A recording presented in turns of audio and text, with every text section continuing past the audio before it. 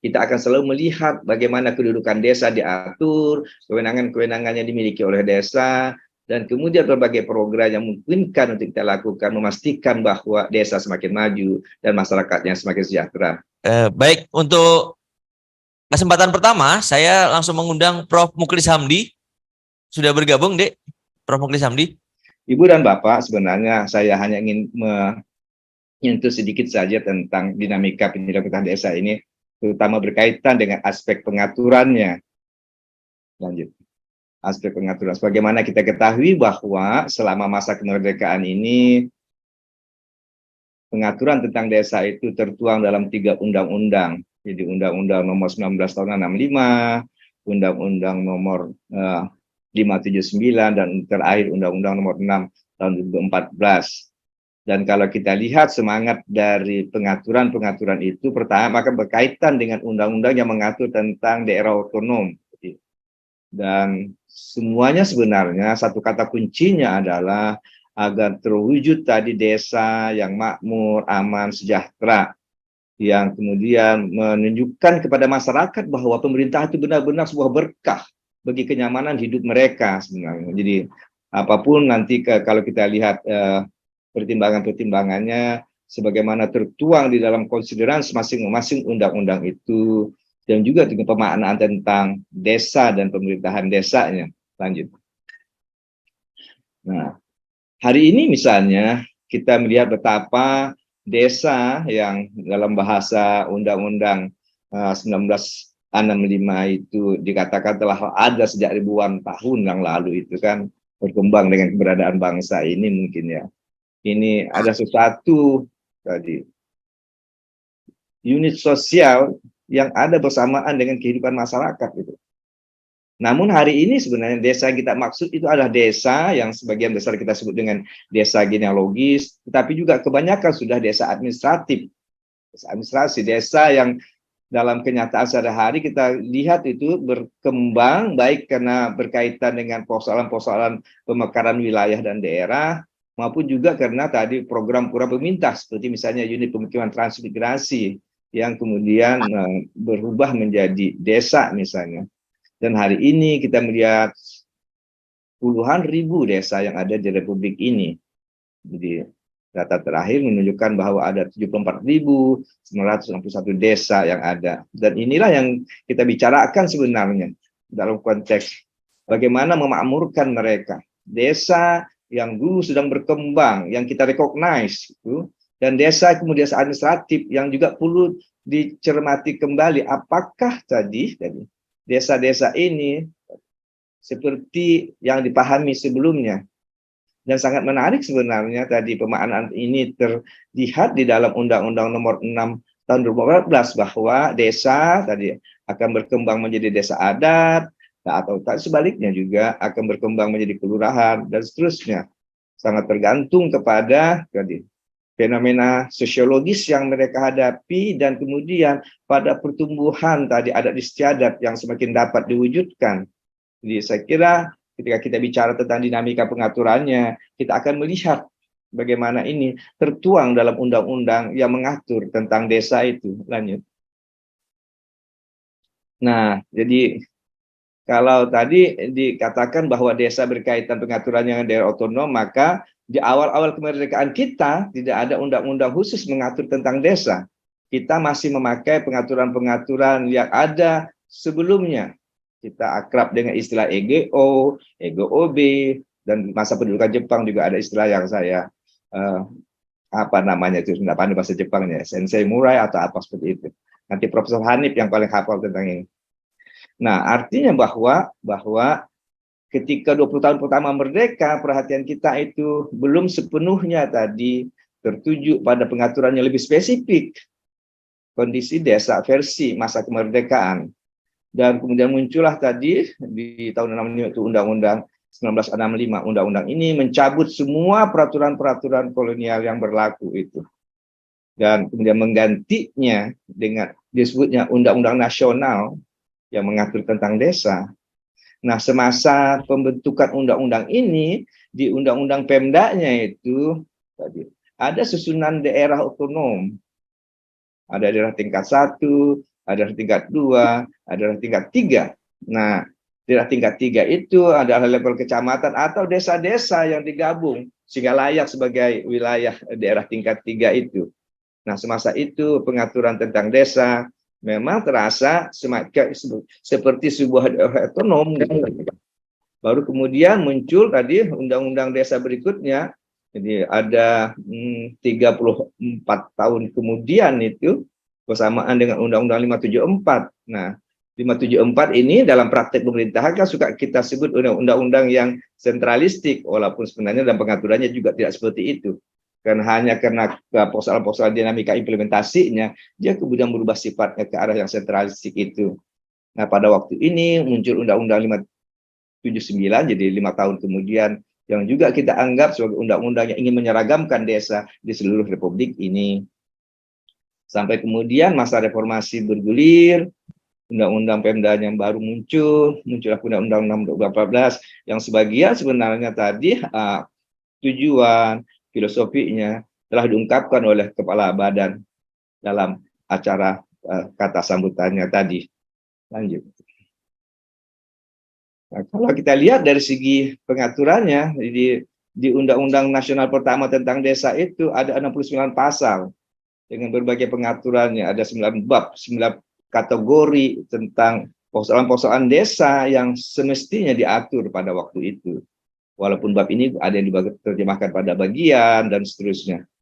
579, 40 pasal, dan yang dianggap paling lengkap pengaturannya adalah undang-undang terbaru kita, 6 2014, ada 1, 2, 2 pasal di situ itu.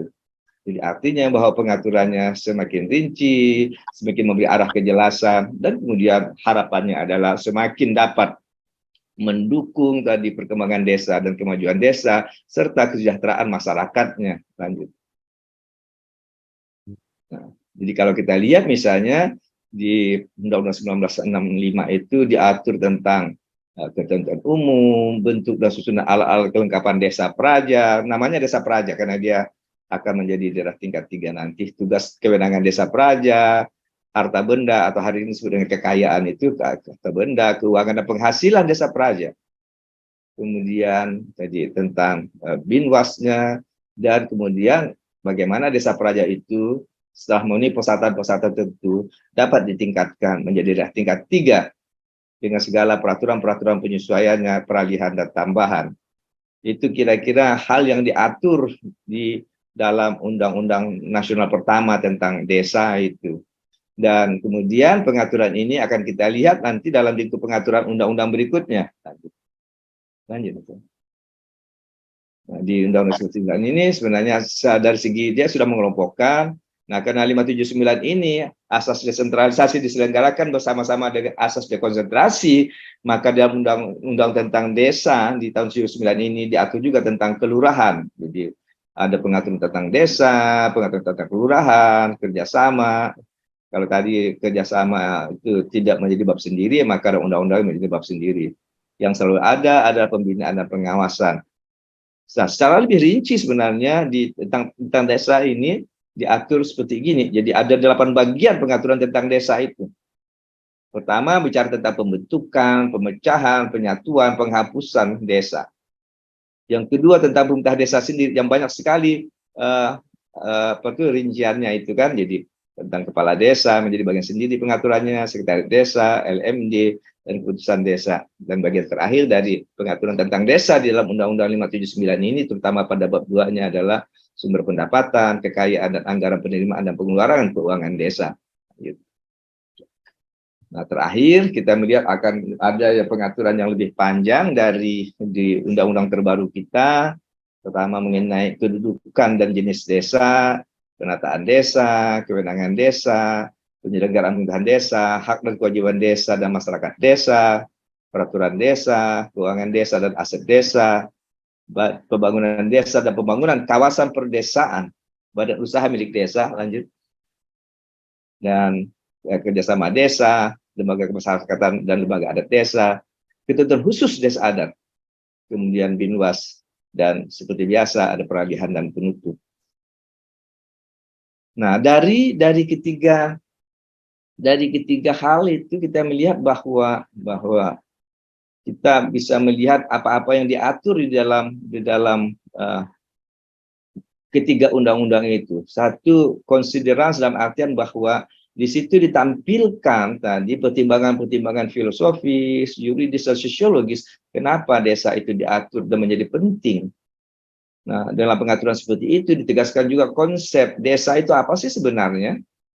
Dan kalau konteks sistem pemerintahan negara tadi, misalnya di dalam pidatonya Pak Kaban, kita melihat bahwa desa itu sepertinya tadi berada dalam posisi yang menjembatani antara self-governing community dengan local self-government. Nah, pertanyaannya, ketika di bridging itu, posisinya di mana? Yang kalau kita melihat, nanti akan ada sebagian pengaturan yang mengikuti kaidah-kaidah peraturan negara, dan ada aturan-aturan yang mengikuti tadi adat istiadat masyarakat setempat, seperti itu. Jadi ini dalam konteks seperti itu. Lanjut.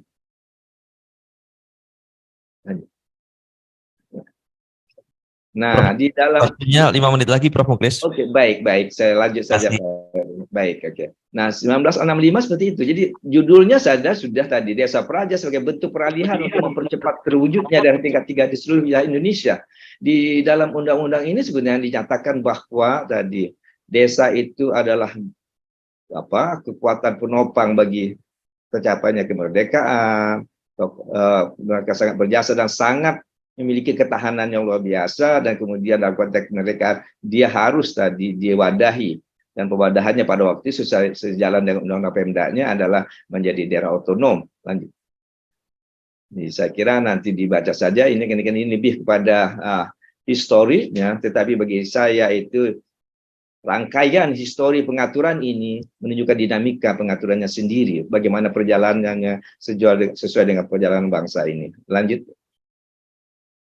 Tentang desa 579 seperti itu. Jadi ada keinginan untuk tadi sejauh mungkin diseragamkan, jadi sudah dalam konsiderasi seperti itu, walaupun dengan catatan bahwa tetap dengan mengindahkan keragaman keadaan desa dan ada istilah yang masih berlaku, seperti itu.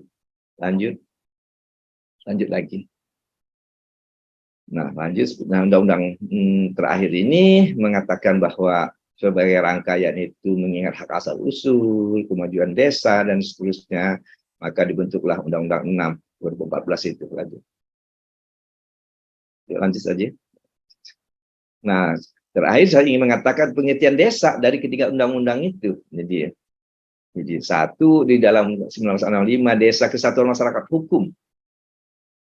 Kalau desa versi 65 wilayah yang ditempati oleh sebuah penduduk sebagai kesatuan masyarakat. Di dalamnya kesatuan masyarakat hukum. Yang ketiga, versi 6 2014 itu desa atau desa adat atau lain. Ada kesatuan masyarakat hukum lagi, kan seperti itu. Jadi saya kira pemaknaan ini akan bisa jadi bahan perbincangan lebih lanjut. Itu kira-kira Pak Heri, intinya adalah bahwa ketika kita bicara tentang dinamika pengaturan itu, kita akan selalu melihat bagaimana kedudukan desa diatur, kewenangan-kewenangan yang dimiliki oleh desa, dan kemudian berbagai program yang memungkinkan untuk kita lakukan, memastikan bahwa desa semakin maju dan masyarakatnya semakin sejahtera. Itu saja, terima kasih. Wabillahi taufiq wa hidayah. Wassalamualaikum warahmatullahi wabarakatuh. Om Santi Santi Om.